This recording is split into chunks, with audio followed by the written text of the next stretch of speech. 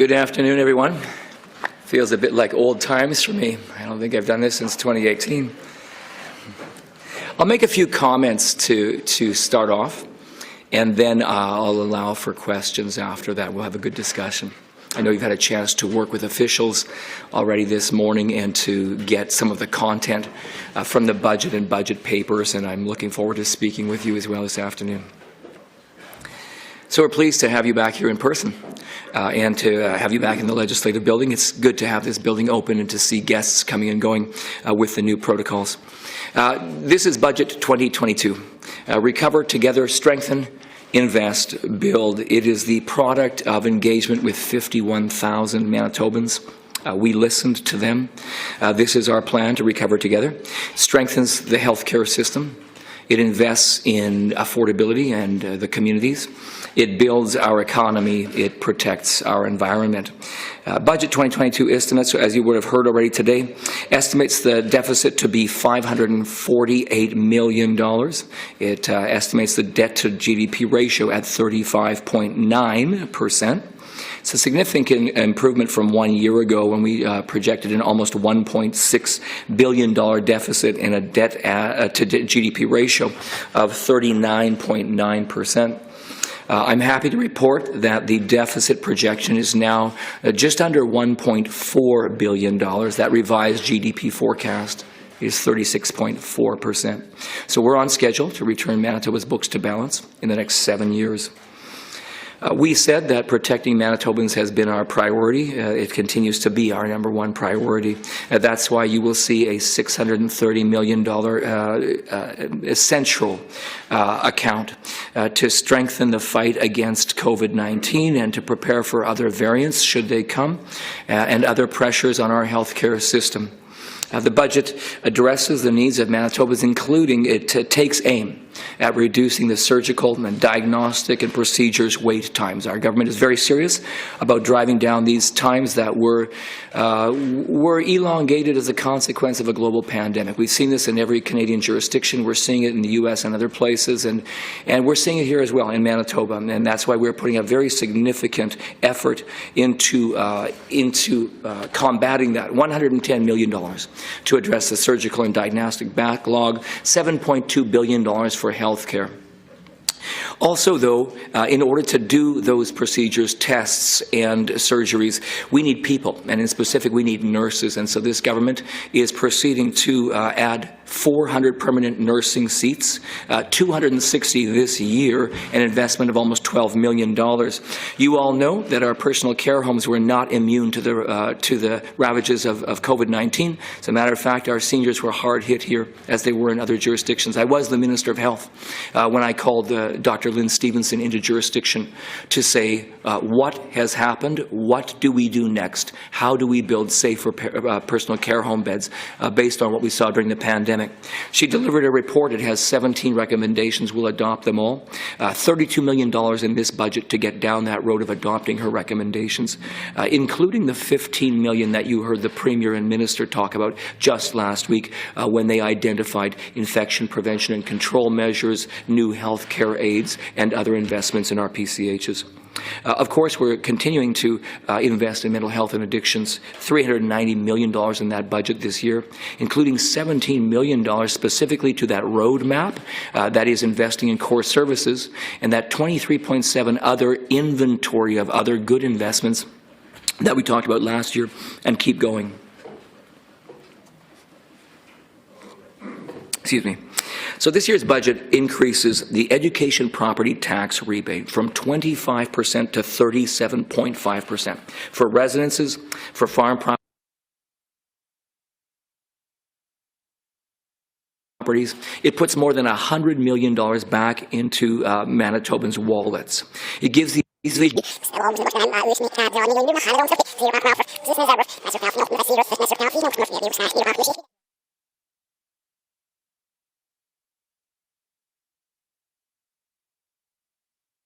increases the education property tax rebate from 25% to 37.5%.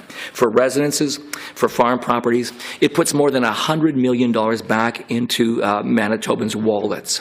It gives the average homeowner $581 this year alone, brings the total rebates up over $350 million. And we are in this budget committing already to going that extra mile next year. Manitobans will receive the full 50% education property tax rebate on residences and farm properties, saving Manitobans more than $750 each year. There's other things I won't dwell on right now. You've heard probably earlier today people talk about our commitment to continuing to reduce the vehicle registration fees by 30%. We froze rent guidelines during the pandemic, but renters need more, and that is why the ancillary measure that we're taking for renters is to create a new permanent residential renters tax credit, a first of its kind in Manitoba. That will mean that any renter will be eligible to have up to $525 each and every year. But there's a better story in here than you first recognize, and it is that we were able, through this program, to expand that credit to whole categories of renters who, in previous iterations with that previous credit, were not eligible. They simply were not eligible. That is non-EIA rent assist and anyone living in social housing. That is 45,000 Manitoba households who will now get this $525 check, who previously were not eligible for it. So that's a good news story for all of us. We are collaborating with the federal government, of course, as you know, investing $326 million to make childcare more affordable, more accessible for parents. The statistic you may not have heard is that we are tripling through this measure the number of children in childcare arrangements in Manitoba who are eligible for subsidy. That's fantastic. In the meantime, creating 716 new childcare spaces and 50 home-based spaces this year. K-12 education, an investment of almost $140 million. 20 new schools were ahead of schedule. We're going to see another one of those schools open their doors just this year, and we're committed to finishing that project. Sustainable Communities Fund. The Building Sustainable Communities Fund has been a success story in Manitoba for a long time. The challenge of that program is it hasn't been able to get the job done simply because of oversubscription. We've had approximately a 4-to-1 oversubscription rate within that program, which has done great things for municipalities, nonprofit organizations, capital operating swimming pools, hockey arenas, football stadiums, soccer pitches, baseball diamonds, lots of sports, lots of arts there, but we haven't had enough capacity. We will almost double that program this year to $25 million. And then on the opposite side of the ledger, it has been oftentimes those arts or sports or cultural groups that have got short shrift through that program. There are simply so many applications to identify and adjudicate. We're creating a $100 million fund for arts, culture, and sports grants. In the first year alone, we'll grant out $34 million specific to those sectors. You know we're continuing to invest in highways, $1.5 billion in highways over 3 years. And I'm happy to talk with you more about how we're improving the process to get the job done and make sure amounts don't go underexpended. And then finally, it's been a long time coming in Manitoba, and you've heard various iterations as our government has explored how to create better conditions for businesses to succeed here. Yes, we are investing $50 million in this budget to create a new venture capital fund to give Manitoba businesses funding for innovation and to support and expand and grow. I want to just end by saying there's a really persnickety tax measure that businesses recognize as the health and post-secondary education tax program. It's nicknamed the payroll tax. It's been challenging because what it does is it sets a threshold at which, with a certain number of employees, you become obligated to pay a new tax. We've been working to remove those obstacles because we want businesses to succeed and we want Manitobans to be at work at the jobs they want to hold. So we're continuing to raise those thresholds. There's two thresholds there, both an eligible threshold and then a secondary level. And we are essentially, by doing so, moving those levels to $2 million and $4 million, removing almost 200 employers entirely from having to pay the tax, but benefiting almost 1,000 businesses. So our plan is leading us forward. Good investments. It's the job of a government to provide a balanced approach. That means making choices. It means reflecting what citizens want to see in the budget. But it means also stabilizing the finances so that we have the ability to go on making those good investments year after year after year. We believe that this does this. Recover together, strengthen, invest, build. Very happy to take your questions. Still getting a little bit of a ring from this microphone, if you could just adjust that. Mr. Friesen, the tax cut or the rebate on property, education property tax, it's going a little slower than the former premier had promised. Is that a recognition of the challenge of COVID? And could you explain why you're continuing to cut taxes when some people might say, you know, we need all this money to boost the healthcare system? Well, I see it differently, actually. The pledge that was made a few years ago was to fully eliminate the education property tax bill for homeowners over a period of 10 years. So in some respects, you may say that we're actually accelerating our plan, going faster, because what we're saying is we will arrive at that 50% mark already by next year. Incredible savings for Manitobans, but we're clearly on a path that we think is important to Manitobans. Why? Because right now, more than ever, Manitobans are focused on affordability. But what about that tax cut and other tax cuts at a time when the healthcare system is overwhelmed by COVID and we might have more waves coming? Right, you know, and we've had good discussions when I was first the finance minister for a couple of years. There are some in Manitoba who think that government should be a one-speed bicycle, that we can only do one thing at a time, that we only have the attention span or the capability to do one thing. That's not the case for any government. Governments and finance ministers are all about balancing priorities. We simply think it's not correct to make Manitobans wait. We think that they need relief now. They need affordability now. But at the same time, I would say we're being very clear that those significant investments in healthcare that you're referencing, we're making them. 3.7% combined health, seniors, and mental health investments this year, $110 million for surgeries investments, almost $900 million of new capital contributions that we have building hospitals and healthcare centers. So we think it's important to do both at once. We take a concurrent approach, not a sequential one. Minister, one of the deadline on the health on the Go ahead, Richard. I got you here. Sorry. Oh, my apologies. We're so nice. So Manitoba.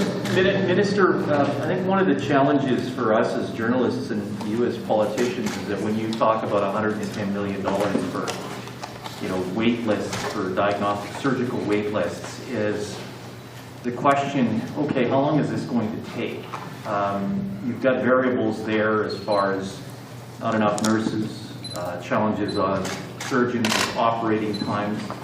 Can you give Manitobans a realistic idea as to what you have been told, how long it's going to take to resolve the backlog on the surgical wait times? Is this a matter of months? Is this several years? Does another round of COVID complicate it even further? I think it's one thing to talk about the numbers. It's another thing to talk about the reality that you're working with, sir. Yeah, well, none of us dispute the fact that we're waiting longer as a consequence of COVID-19. You acknowledged that in your preamble because we had to reorient our healthcare system and redeploy workforce to be able to do first things first. So we did it, and now we are having to address that very real and very significant backlog. To answer your question, really that analysis of exactly what this means is still being undertaken. But I also want to include, and I've been in some of these briefings, I'm no longer the health minister, but we've had cabinet briefings and other briefings by experts, including those individuals who have raised their hand and agreed to take on the leadership of this surgeries and procedures wait list or backlog task force. And what they've told us is that it's a very dynamic situation. But the count has to improve too. So I've heard those leaders saying that one thing they're doing is investing in getting a better understanding of how those numbers are consolidated. So if you have your name on one list, but then you go see a specialist and it's added to a list, is that 2 procedures or 1? Or if you got your procedure done, did the second doctor remember to remove this? Some of this work is still analog within our system, but by the time this group is done, that work will be digital, it'll be consolidated, it'll be organized. So I'm sorry to be elusive, but I can't provide you what you want is to be the number today. What I can provide you with is the commitment. And I want to point in 2 places. $110 million is a very, very significant amount. And you'll say to me, well, that's only half the battle. The other half of the battle is staffing those surgical and diagnostics and procedural rooms where this will be done. And we're working on that too, with 260 new nurse seats coming very shortly. But the other part of it is that number in the budget towards the beginning that is indicated as a centrally held amount.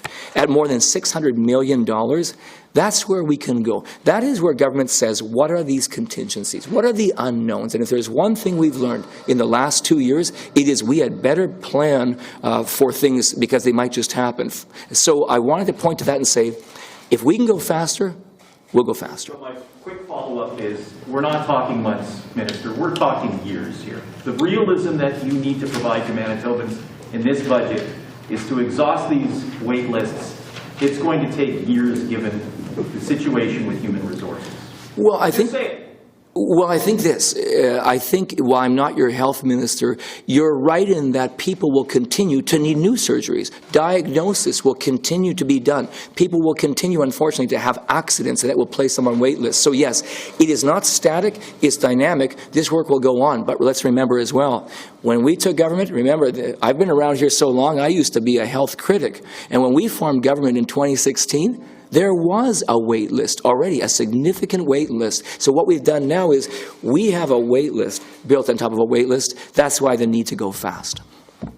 So do you have a target for the surgical backlog to be complete, to be addressed? Like a target for when you'll have an idea of when the target might be?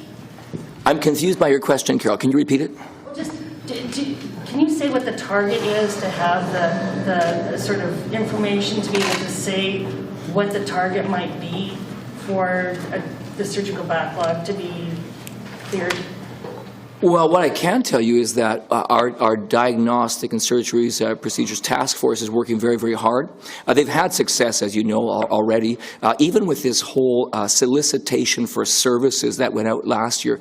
You've probably seen in the budget, there's a whole list there that indicates the kind of ophthalmological, internal procedure, gynecological procedures that we've been able to purchase and add to our system just as a result of being more creative with how we go out to solicit for those things. So that work continues. Their work to compile a better number continues, but then even as Richard said, still in the meantime, life goes on, people get sick, they get diagnosis, and that creates more of an impact. So I think I would stop on this theme. I would want to say $110 million is a very significant amount. The system is working very, very hard conventionally to be able to say, what do we have here that we can make better use of? Then beyond conventional hospital settings, we are soliciting for those procedures in Manitoba, and then even beyond that, we're going outside borders to be able to make this run faster on the rails. How much could the risk of flooding with this big snowstorm coming in throw your budget out of whack? What, did you hear something about a flood? Yeah, we've all seen those weather reports and warnings coming through in the last few days, and obviously we're concerned. Those of us who have lived in Manitoba long enough, we've seen this movie before, right? We're thinking you're almost through a flood season, you're seeing crest happening on rivers and other bodies of water, and then a significant amount of snow. Well, I can tell you that the Premier indicated to me just earlier today that she got a briefing on preparation, so I can tell tell you that that's all in place. I can tell you that I think she met earlier today with Johanna Bota from Emergency Services and said they're preparing well, and the infrastructure minister tells us at the earliest possible opportunity, plows will be out there. Beyond that, though, I think we have to wait and see. Manitobans have seen snowstorms before. I'm not trying to somehow downplay what we might be facing, but we won't know till we know. Here's what I can tell you. This budget, of course, prints $100 million for emergency response. That's money that we can allocate. But going back to the other theme, it's been a very interesting path that gets us to this budget.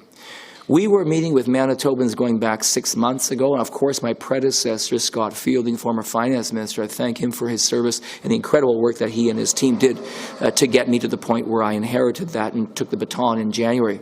But think of all the assumptions that officials were making in September, October, November, December, and then all of a sudden a war in Ukraine, and then all of a sudden hyperinflation, and grocery bills going up and fuel costs going up, and the implementation of the next regime of the federal government in respect of carbon tax, and the world keeps turning. And so it's a challenge, and that is why we've printed that COVID-19 capability, a Ukraine response capability, a flood capability, all inside what we call that contingency. And that ISA, we call it internal service adjustment. It's held centrally, and here's the reason why. Sorry, very quick, boring accounting explanation coming up. If we allocate it to departments, we might put it in the wrong place. When Ukrainians come to Manitoba, and they will come to Manitoba, we don't know if those amounts will be needed in education, healthcare, mental health, housing, ancillary supports, or training. If we print them there, it's a difficult and complicated process to vote them out of there and reassign those amounts. By holding them centrally, we can be poised and ready while the good work happens behind the scenes. But then at the end of the day, remember, in public accounts, absolute transparency. You see exactly where that money went. What is that amount for Ukraine? Sorry, can you What just... is the amount for Ukraine as a contingency? So what we've done is, of course, we've already given money to the Ukrainian-Canadian Congress. We've given money also to the MCIC, which is a cooperative organization that works with relief organizations across the world and here at home. Beyond that, though, what we're saying is, whatever we need to do to welcome Ukrainians to Manitoba when they start arriving, that's the number that we will record. In other words, if that number is $10 million, we'll spend it. If that number is $50 million, we'll spend it. But that money is printed in what's called the ISA, or that central account, and that's printed more than $600 million this year. That includes COVID contingency, right? That's right, that includes COVID contingency as well. We've spent a lot more, we've allocated a lot more for COVID in recent years. How did you come to that $600 million figure?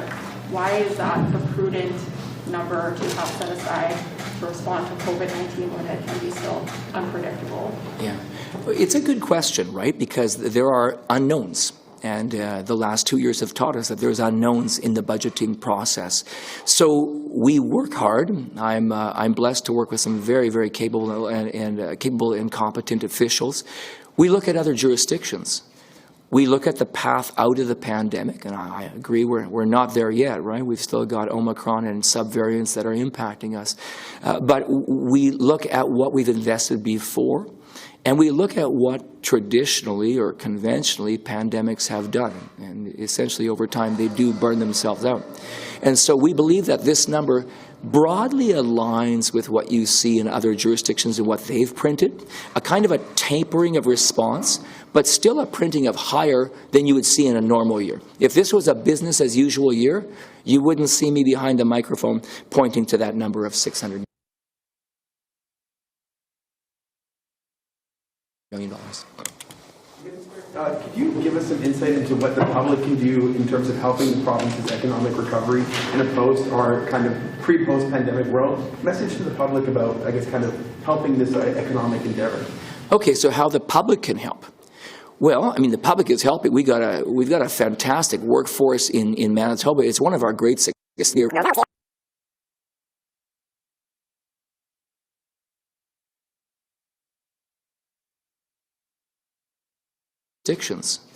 We look at the path out of the pandemic, and I agree we're not there yet, right? We've still got Omicron and subvariants that are impacting us. But we look at what we've invested before, and we look at what traditionally or conventionally pandemics have done. And essentially over time they do burn themselves out. And so we believe that this number broadly aligns with what you see in other jurisdictions and what they've printed, a kind of a tapering of response, but still a printing of higher than you would see in a normal year. If this was a business as usual year, you wouldn't see me behind the microphone pointing to that number of $600 million. Could you give us some insight into what the public can do in terms of helping the province's economic recovery in a post or kind of pre-post pandemic world? Message to the public about, I guess, kind of helping this economic endeavor. Okay, so how the public can help. Well, I mean, the public is helping. We've got a fantastic workforce in Manitoba. It's one of our great success stories. We have one of the lowest unemployment rates in Canada right now. That can be a challenge, of course, if you're a business looking for workforce. You've probably heard that repeated all around like I have as well. As to what Manitobans can do, I mean, we've got some great training and retraining programs here in Manitoba. Sometimes in the path of their professional life, workers can find themselves a little bit stranded, saying, I'm not sure how well my skill set any longer aligns to what businesses are saying they need. And that can be an uncomfortable place to be.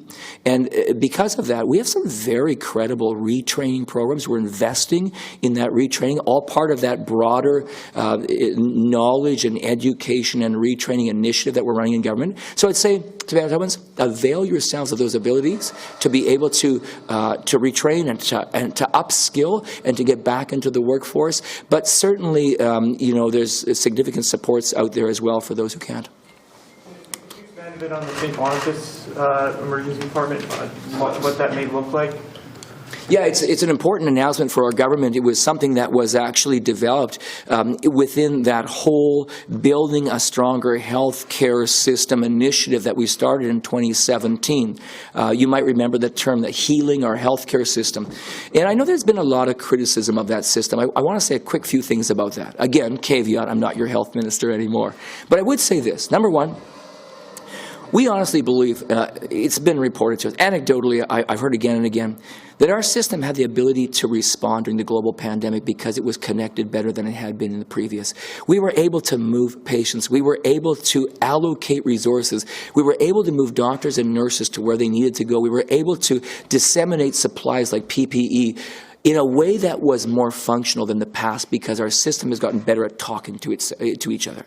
The second thing I would say is, to your question, part of that initial plan for a stronger healthcare system was analysis that came from everywhere saying, look, you guys in Manitoba, you've got 1.35 million people, but you have one of the most complicated healthcare systems out there. As a matter of fact, just this week, an expert in this field, a guy by the name of Wayne Simpson in the East, wrote an article saying, Manitoba, you have a complicated healthcare system compared to the rest of Canada.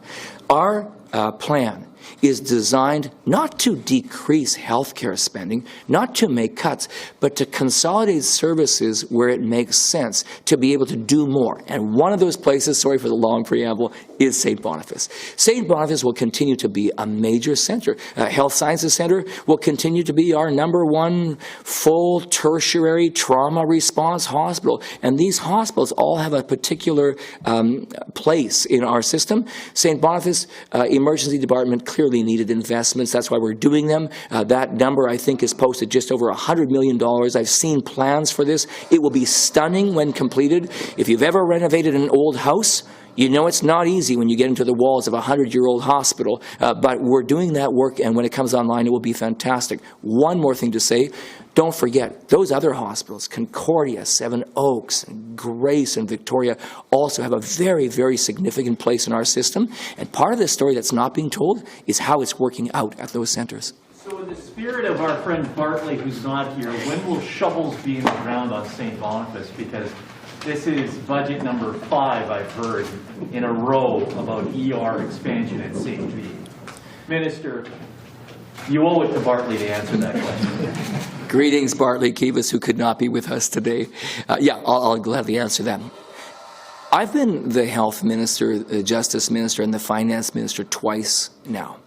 And I know from sitting in a committee room when I was still a critic in some of these areas, I would thump the desk and say to ministers, why can't you spend capital faster? Then you inherit government and you realize that spending capital is complicated. And then you throw in a global pandemic. It is no surprise to anyone. I've got a page in this budget. If any of you are there on page 90, 91, there's a graph or a chart on page 92 that shows our very significant capital investments. But let's make no mistakes. Capital planning was taken offline during the pandemic.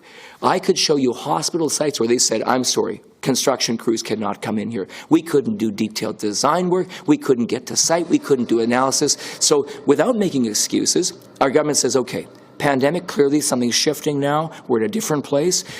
We are bullish about doing capital. We are bullish about not underspending capital.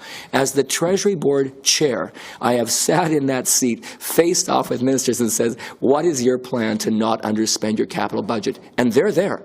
Think of the Minister of Infrastructure and his predecessor who have been working with Manitoba Heavy, MHCA, to make sure that every year we're getting those projects out the door and not underexpending them. It's always difficult when you renovate a 100-year-old hospital, but the planning is good and it's accelerating. Friesen, could you provide any details at all about the venture capital fund? When might funds flow? You know, will additional funds be leveraged? Who will manage it? Any details at all? I know you'll be hungry for those details because I know a little bit about where you're coming from on this story. I can't say too much because I just can't let the cat out of the bag for the minister. I can tell you how pleased we are to be entering back into that space that Manitoba has been significantly and noticeably absent from for years. In Canada, venture capital investments in Manitoba account for only 1%, even though we make up 3.6% of Canada's population, 3.3% of our economy. So we can tell you it's needed, but we can tell you it's going to look different this time. I want you to know this is a different kind of a program. This will be for sophisticated investors because you already saw in the budget, we're going to tie the SBVCTC, sorry, that's a terrible acronym, worst acronym in all of government. The Small Business Venture Capital Tax Credit has been an important vehicle. It's worked. It has allowed people to say, I'm going to invest in that company over there, and we would send them a tax receipt based on some eligibility. We're going to point that tax credit to this venture capital fund, which will help us to redouble our efforts to invest in it.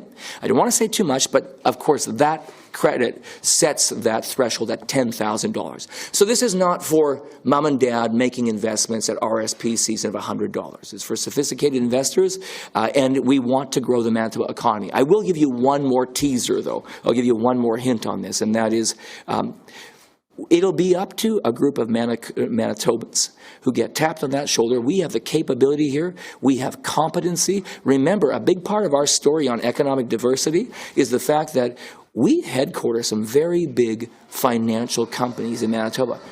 We have competency here. It'll be up to them to say, all right, what are we trying to do here? Are we trying to get small businesses established and growing? Are we trying to take medium-sized enterprise and develop them? Are we taking big businesses and saying, what's the next investment you want to make? Those decisions won't be made from government. This will not be government-directed. It'll be a venture capital, autonomous fund. We'll invest. Oh, and one more thing to your question. Absolutely. We'll invest, and we'll do it again. I understand this budget is based on the idea that we'll see an economic rebound. Can you explain your plan to help those companies to follow this economic rebound and not have any trouble with that? Well, when it comes to what we were just talking about, we believe that the venture capital fund will help. Access to capital has been too scarce, and banks look with a different lens on smaller or medium-sized enterprise who have aggressive plans. They might just say, you're not the right fit for us right now, and this allows us to go further. But beyond that, we do like what we've seen in those revenue numbers. Clearly, like, we haven't talked forecasts today, but when we look at those forecast numbers and see, well, how are we landing on that year that ends 2022, we believe and we've seen economically there was obviously pent-up capability and capacity in the economy. COVID-19 drove us home. We stayed at home, and then consumers came back when businesses started to open. So clearly, to your point, we want to see that continue. We as a government want to send the right signals to businesses that they should hire, that they can have confidence that the government is sustaining the finances. You saw the net debt to GDP numbers, that obviously we created a very significant hiccup during COVID-19, but our story on GDP stabilization, net debt to GDP stabilization, has been very, very significant, and it's getting better. So I think that businesses have every reason right now to feel optimistic. Now, I know right now CPI is very high, 5.5% increase, the highest increase in consumer price index in 30 years. So I know that people might be saying, I don't know right now, but we continue to believe that this is a hyperinflationary environment that will at some point stabilize, and everything else. The fundamentals, lower taxation of businesses, Manitobans keeping more of their hard-earned money means more for consumers to be able to spend into the economy, and I think that'd be my story for consumers and for businesses right now. Minister Friesen, so I saw $23.7 million for mental health and addiction services. We're in the worst drug poisoning crisis our province has ever seen. We lost more Manitobans to overdoses last year than any other year previous.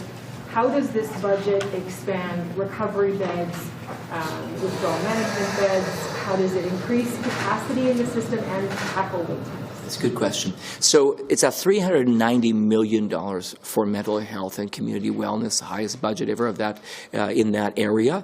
When we undertook to receive the Virgo report a few years ago and chart a better path towards increasing capacity and capability in Manitoba, because these issues are so important, we undertook to study what we have in Manitoba, compare it elsewhere, compare it internally, and what we've been doing since then is developing services on a continuum. So when it comes to addictions, because you just talked about that, what are those investments we're making in emergency detoxification, in stabilization, in that hospital setting, then in treatment, and then after treatment in housing?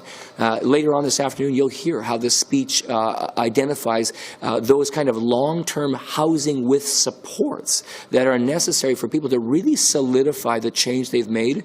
We're investing in core services.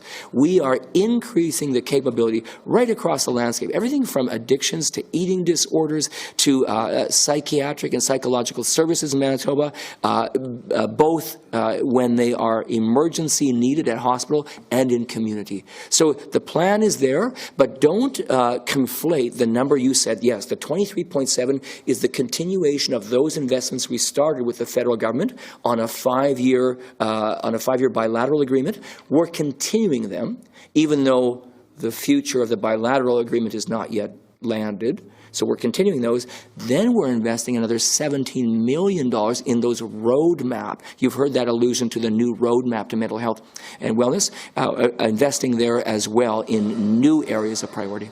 Minister, can you tell us what's changed since the province signed on to the federal child care agreement and why you're able to bump up that goal of $10 a day child care by 3 years, I believe? I'm not certain what you mean by what's changed, but we are very pleased to have signed on to the federal ELCC, as you say, a child care agreement, which is helping to drive down the cost for Manitobans. And remember, the province is a full partner in this work. Of course, feds funding spaces from infant to 6 years old. The province funding spaces from 7 to 12 years old. As a consequence of this participatory, I'm going to say a different word. As a consequence of this work we're doing together, we're able to triple the number of children who are eligible for a subsidy. Now, beyond that, that money also goes for wage enhancements within that section. So that's a full $20 million that's going towards wage. And then in addition to that, new spaces opening, both publicly funded institutional and private in-home.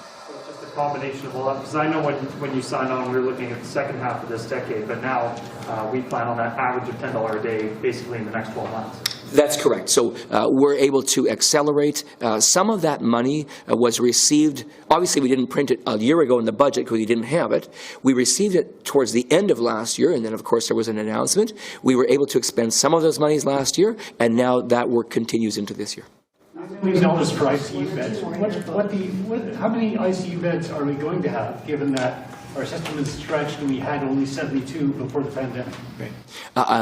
I'll answer that in a moment, but I do want to say this. The 72 beds that we had before, remember that in our system, we've always had the capability to increase beds during times of pressure and then go back to a more solid state and stable state operation afterwards. It was clearly the pandemic that showed all systems that can work for flu and it can work for some trauma when it occurs and goes to hospital. It doesn't work for a pandemic. So you saw our commitment to add 28 new ICU beds. I believe it will bring the entire number to 100 beds for the province of Manitoba. Never before has there been a higher number of ICU beds in the hospital system than that. Mr. Friesen, because I know you can speak French, may I ask you to restate your priority with this budget in French? C'est difficile pour moi. Je suis seulement étudiant de français. Je continue à pratiquer la langue. Nous faisons des investissements dans nos communautés, dans l'économie, dans les familles. Plus d'argent pour toutes les familles.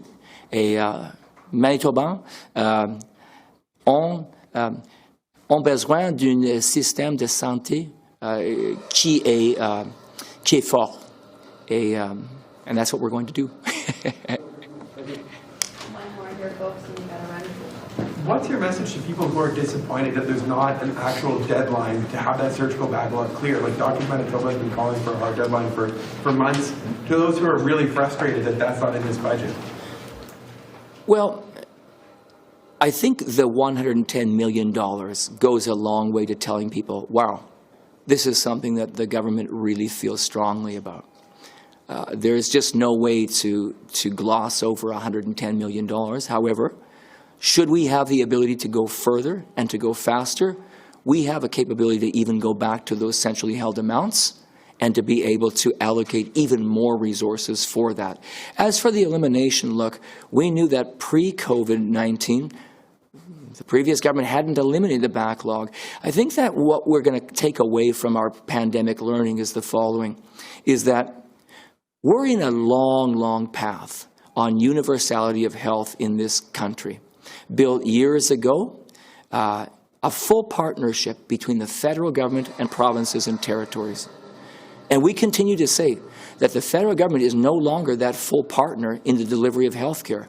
When Tommy Douglas and others were at the table, that was a 50-50 share on health care funding. And right now, the feds are hovering at about 20% or just above. We need to eliminate the backlog. We need to hire nurses. We need to hire doctors. We need to build hospitals. But we need the federal government to go back to the table and to work to become a full and equitable partner in healthcare. The feds have a desire right now to pass envelopes along the table and say, use it for only this. The problem is that money is specified and it ends. We need a very, very robust CHT, Canada Health Transfer, so we can keep doing what we need to do. So we'll make progress. We'll make good progress on behalf of all Manitobans for the surgical and diagnostic wait times reductions. Thank you, everyone. Thanks. We'll see you in there, everyone.